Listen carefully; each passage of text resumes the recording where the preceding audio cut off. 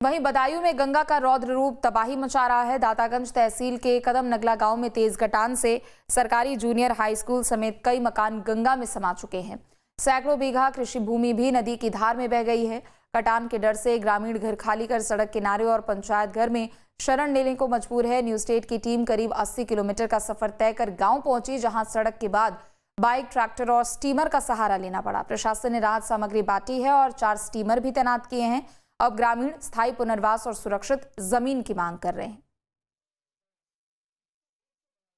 इस समय हम बदायूं के उत्तर प्रदेश के बदायूं जनपद के दातागंज तहसील के अंतर्गत कदम नगला गांव में पहुंचे हैं, जहां गंगा का बेहद कटान है और यहां जाने के लिए हमारे लिए कई तरीके से अलग अलग रास्ते चुनने पड़े। हालांकि पैदल और बाइक के अलावा नाव से और ट्रैक्टर्स के माध्यम से हम लोग यहां पहुंचे हैं। लेकिन अगर नाव की बात करें तो भुंडी घाट से ये जो नाविक हैं लगातार अपनी सेवाएं दे रहे हैं और यहाँ के जो आवागमन है उसको काफ़ी हद तक प्रभावित नहीं होने दे रहे हैं। हम लोग इनसे बात करेंगे और जानेंगे कि आखिर किस तरीके से ये लोग लोगों की सेवाएं कर रहे हैं। जी, क्या नाम है आपका? उरस मियाँ। कब से आप यहाँ पर ये सेवा यहाँ दे रहे कम हैं? से कम हो गया हमारे लिए 1.5 महीना होने जा रहा है।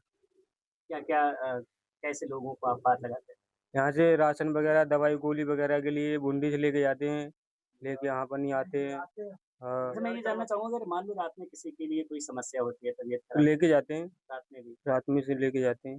दुख तकलीफ लिए लगाई गई है सरकार ने हमारी लगी हुई है ना, सुविधा शासन में। प्रशासन आपकी हाँ, मदद कर रहा है? हाँ, कोई किसी तरीके की आपको दिक्कत हो रही है? कोई दिक्कत नहीं है, कोई दिक्कत नहीं है हमारे यहाँ पर किसी। ये नाविक लोग हैं, अगर इनकी बात करें तो ये वास्तविक अपनी जान जोखिम में डालकर लोगों तक अपनी सेवाएं दे रहे हैं और इस गांव के और भी लोग हैं जो इस नाव से सफर करते हैं। इनसे बात करते हैं। जी, क्या नाम है आपका? श्यामवीर सिंह। श्यामवीर जी, क्या क्या समस्याएं हैं गांव में? समस्या गांव में जय है, जल ज्यादा बढ़ रहा हो, गंगा कटाव कर रही बहुत ज्यादातर परेशानी है लोगों को। कितने घर कट चुके हैं गांव में? घट कर कम से कम कट चुके हैं 20-25 घर। सरकारी सुविधाएं आप तक पहुंच रही हैं? कोई सुविधा नहीं।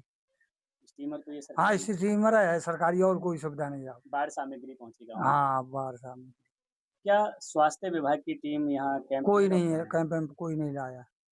क्या चाहते हैं, क्या मांग है? आए तो मिले, डॉक्टर आए, कैंप लगे तो बढ़िया ये बात है। तो बहरार जा रहे जिन परेशानी, लोगों के घर कटे हैं वो कहाँ रह रहे हैं इस समय?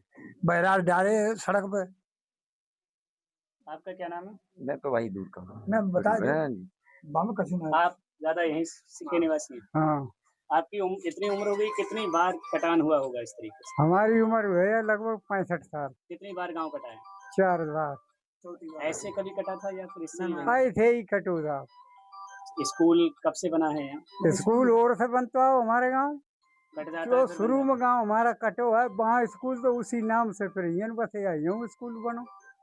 जाता है। हाँ, जो लोग जिनका घर कट गया है तो कहाँ रह रहे हैं इस समय? यही का भी में सबदा दो जात तक कटिया था कटिया था और कहाँ रहा था।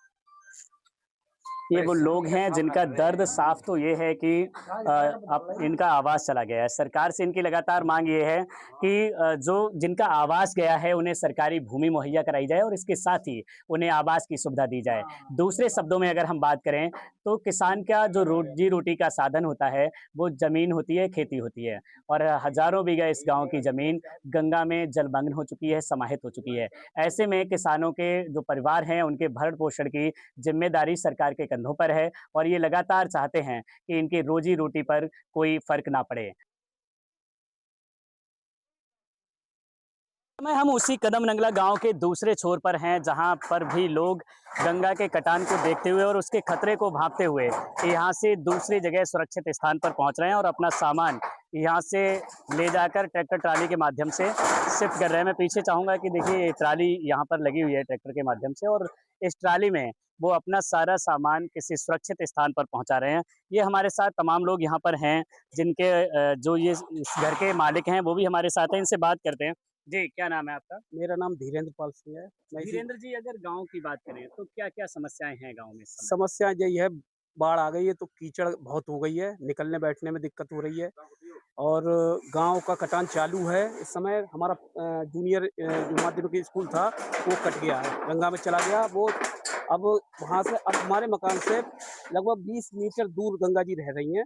इन लोगों की लगातार चिंता की लकीरें माथे पर साफ देखने को मिल रही हैं कि लोग लगातार पहले से फरियाद कर रहे थे, अगर शायद प्रशासन समय रहते यहाँ पर राहत बचाव कार्य शुरू करता या बाढ़ खंड से जो कार्य होना चाहिए तो गांव कहीं ना कहीं बच सकता था।